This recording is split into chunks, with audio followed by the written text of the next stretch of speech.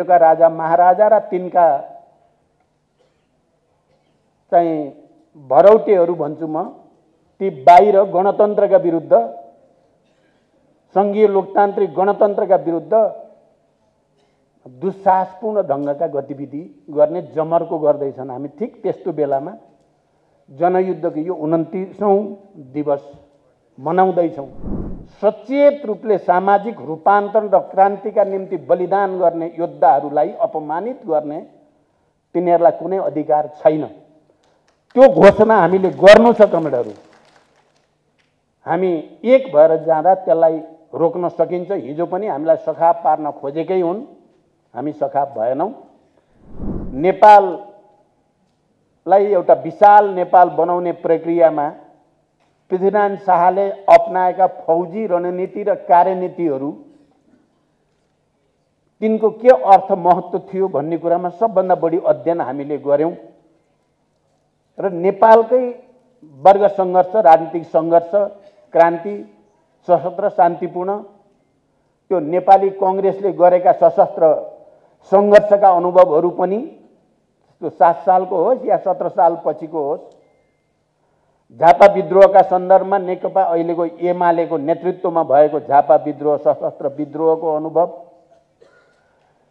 या जुगेडी जुटपानी जस्ता किसान सङ्घर्षका अनुभवहरू हुन्, ती सबैको पनि अध्ययनका आधारमा नै नेपालमा जनयुद्ध सम्भव छ र जनयुद्धका माध्यमबाट सामन्तवादलाई परास्त गर्न सम्भव छ, निरङ्कुश तन्त्रलाई परास्त गर्न सम्भव छ भन्ने एउटा दृढ निष्कर्ष सहित हामीले जनयुद्धको पहल गरेका थियौं। नेपाली कांग्रेसका नेता गिरिजाप्रसाद कोइरालासँग मैले सम्पर्क गर्दा सेटेलाइटबाट र म मार्फत थुप्रै राजनीतिक दलका नेताहरूसँग सम्पर्क गर्ने स्थिति बनेको थियो। यो आफैमा एउटा अभूतपूर्व ऐतिहासिक परिघटना हो जो दुनियाँमा कमै देख्न मिल्छ। गिरिजाप्रसाद कोइराला, माधव कुमार नेपाल या अरू नेताहरू चाहिँ माओवादी पार्टीका नेताहरूलाई भेट्न वैधानिक रूपले सम्भव थिएन, भूमिगत जानुपर्ने हुन्थ्यो। गिरिजाप्रसाद कोइरालासँग मेरो कुरा हुन्थ्यो, तपाईलाई भूमिगत आउन गाह्रो छ, त्यो उमेर अवस्थामा पहाडमा त्यहाँ एउटा परिवेश बनाउनु पर्छ भन्ने सन्दर्भमा नै 3 महिने युद्धविराम भएको थियो। एक्लैले जित्न र काठमाडौँ कब्जा गर्न सम्भव छैन भन्ने निष्कर्षमा पनि हामी पुगेकै हो।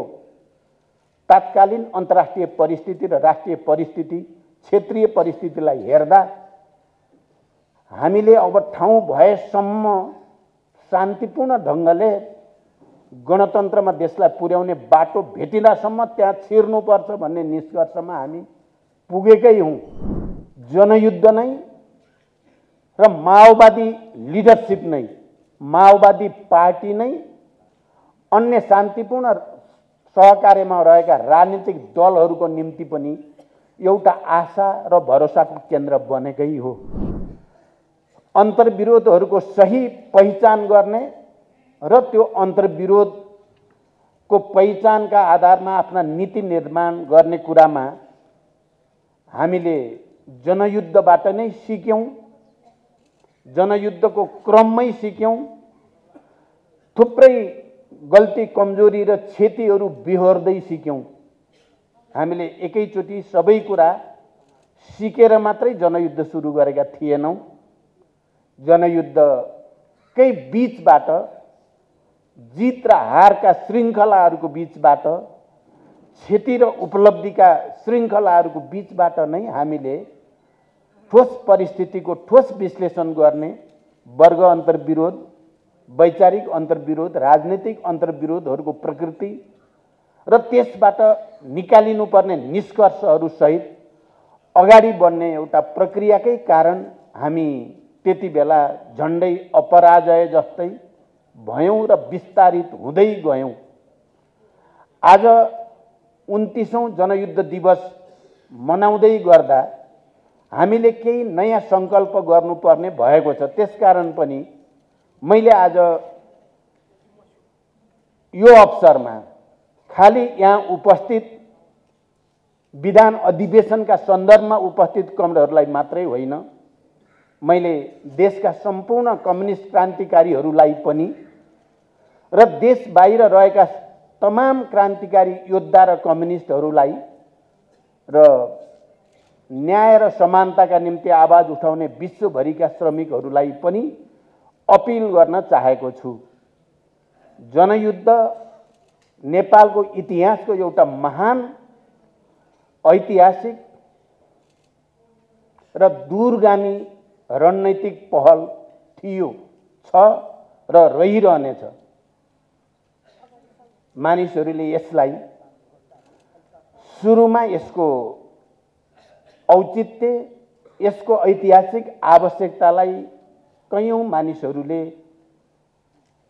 अन्दाज गर्न सकेका थिएनन् र यसलाई अपमानित गर्ने,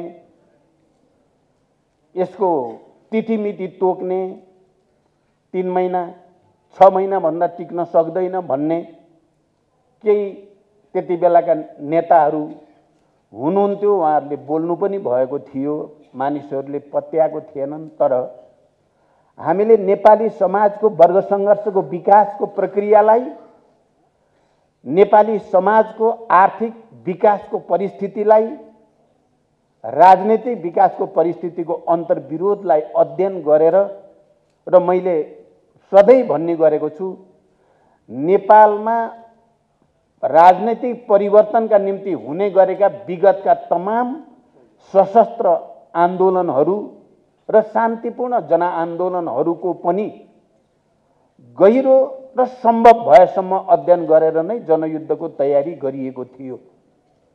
मैले सधैँ भन्ने गरेको छु, नेपाललाई एउटा विशाल नेपाल बनाउने प्रक्रियामा पृथ्वीनारायण शाहले अपनाएका फौजी रणनीति र कार्यनीतिहरू,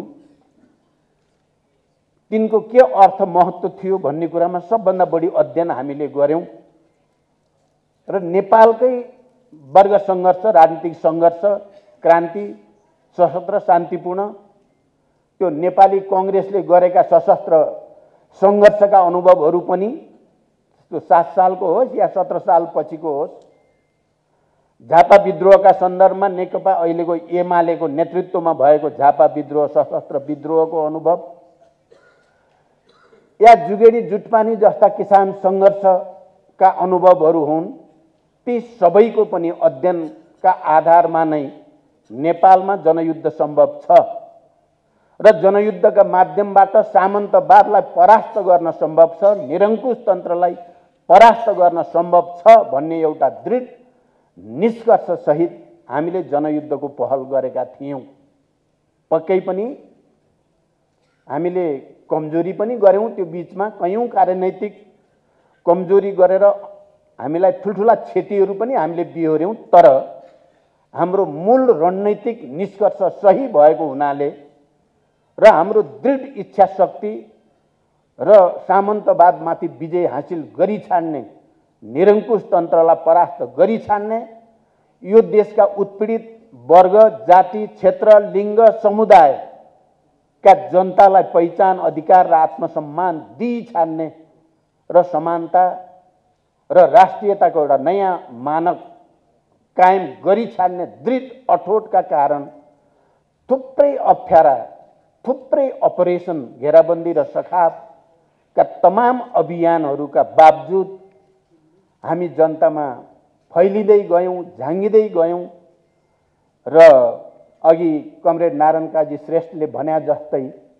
यस्तो ठाउँमा यो शक्ति पुग्यो कि एउटा आमूल परिवर्तन, राजनीतिक परिवर्तन ल्याउनको लागि अरूलाई बाध्य पार्न सक्ने तागत, सम्पूर्ण रूपले विजय हासिल गर्न नसके पनि एउटा गुणात्मक राजनीतिक परिवर्तन ल्याउन सक्ने तागतको रूपमा जनयुद्धले विकास गर्यो।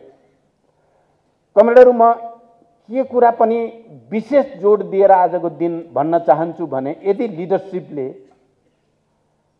वर्गीय, राजनैतिक र अन्य अन्तर्विरोधहरू, राष्ट्रिय र अन्तर्राष्ट्रिय अन्तर्विरोधहरूको गहन अध्ययन, विश्लेषण, संश्लेषण गर्दै ठोस परिस्थिति अनुसार नयाँ नयाँ नीति र कार्यक्रम विकास गर्न नसकेको भए जनयुद्ध परास्त हुने खतरा थियो।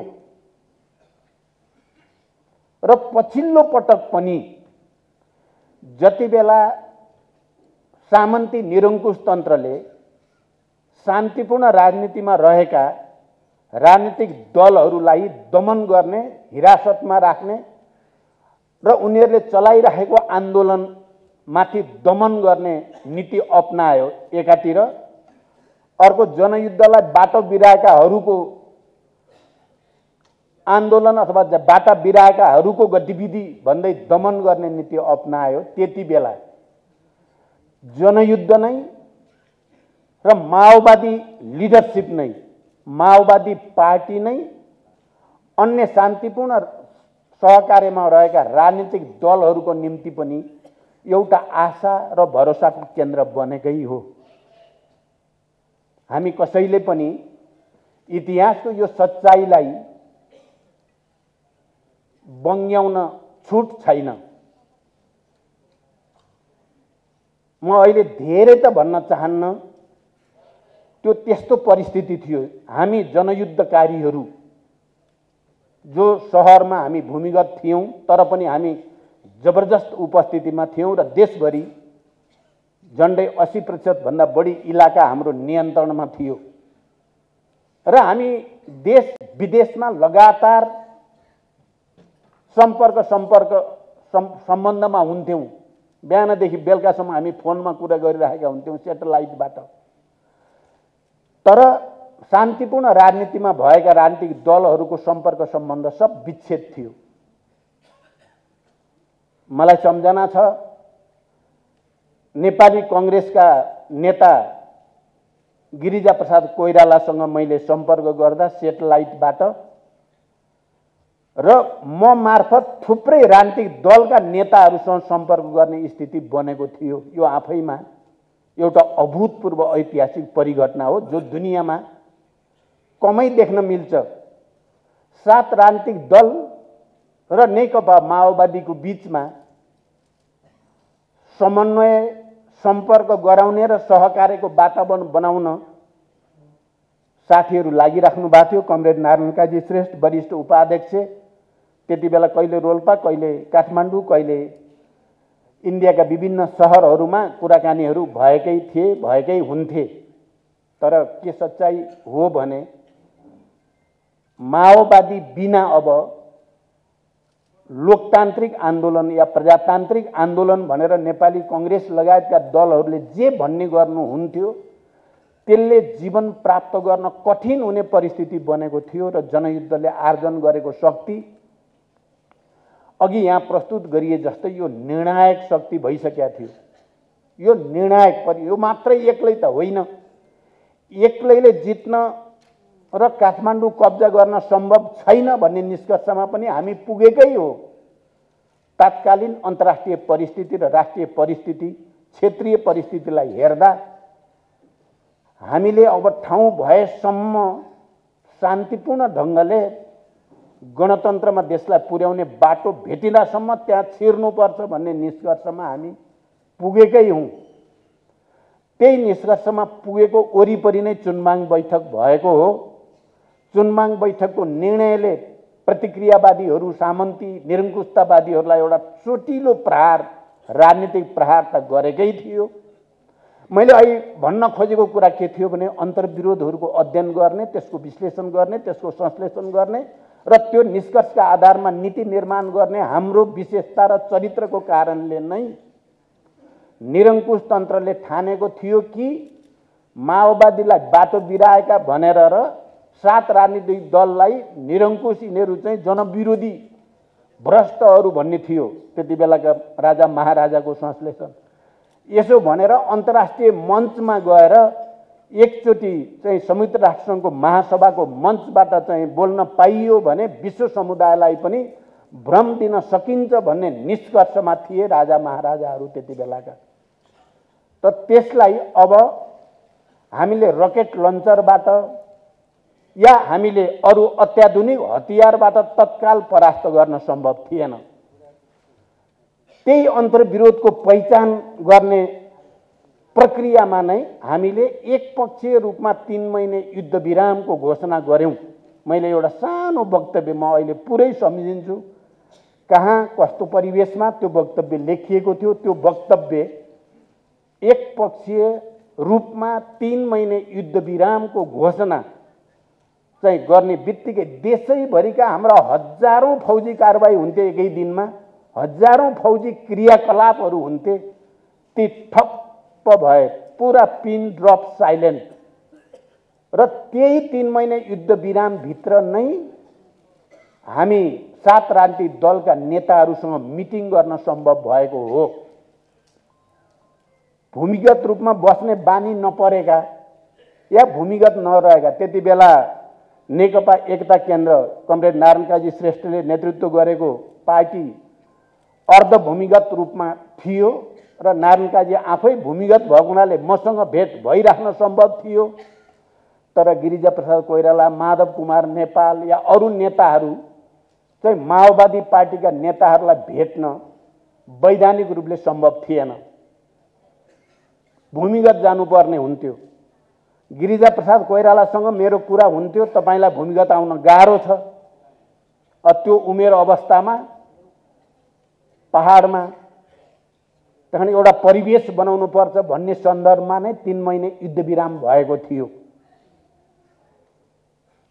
माधव कुमार नेपाललाई पनि भूमिगत जान सम्भव थिएन, तर वामदेव गौतम र युवराज गेवाली दुईजनालाई माधवजीले रोल्पा पठाएर रोल्पामा पहिलो एउटा लिखित सम्झौता भयो नेकपा एमालेसँग। त्यति बेला वामदेव र युवराज हामीले हस्ताक्षर गर्यौं, तर त्यति बेला हेलिकप्टरले वामदेवहरूलाई बम्बार्डिङ गर्नको लागि लगातार घेराबन्दी गरेको स्थिति अहिले सम्झिँदा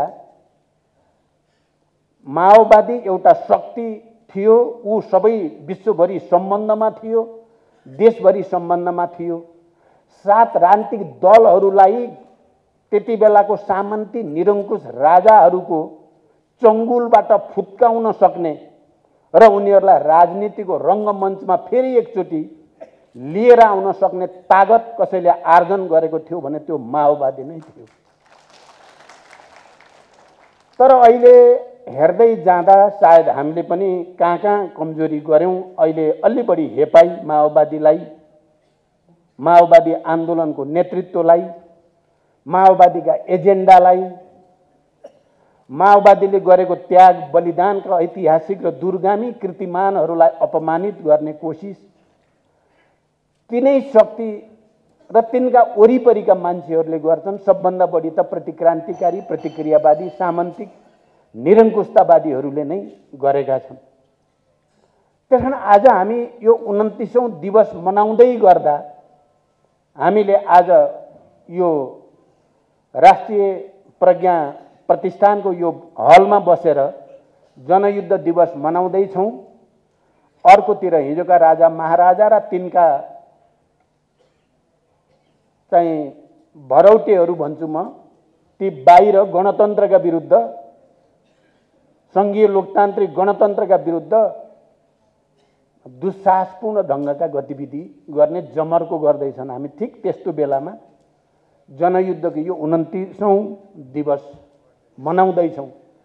कारण कमरेडहरू, म तपाईहरू सबैलाई, माओवादी केन्द्रका तमाम नेता कार्यकर्ताहरूलाई, देशभरिका तमाम कार्यकर्ता र योद्धा कमरेडहरूलाई र आम जनसमुदायलाई विशेष रूपले अपिल गर्न चाहन्छु। हाम्रो त्यो ऐतिहासिक दूरगामी कृतिमानहरू र यो महान र ऐतिहासिक परिवर्तनका पक्षमा एकचोटि फेरि हामी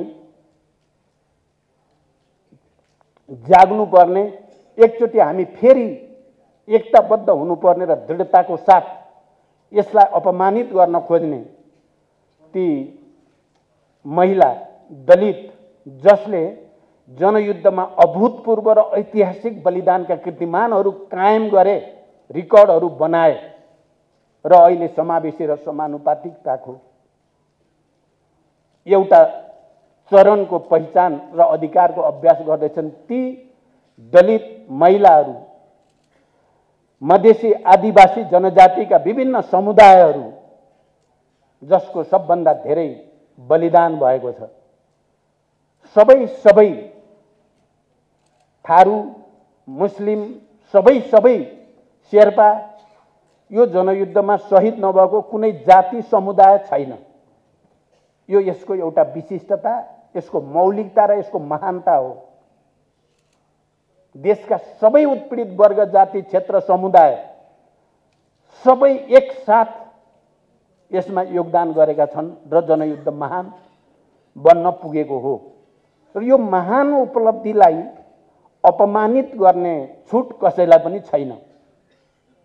तर त्यो दुस्साहस भएको हामी देखिराखेका छौँ। त्यसकारण हामीले एउटा नयाँ सङ्कल्प लिनु छ अहिले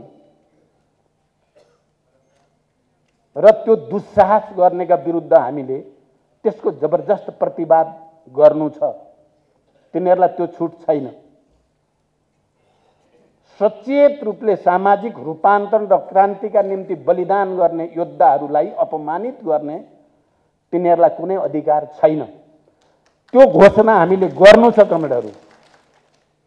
हामी एक भएर जाँदा त्यसलाई रोक्न सकिन्छ। हिजो पनि हामीलाई सखाप पार्न खोजेकै हुन्, हामी सखाप भएनौँ।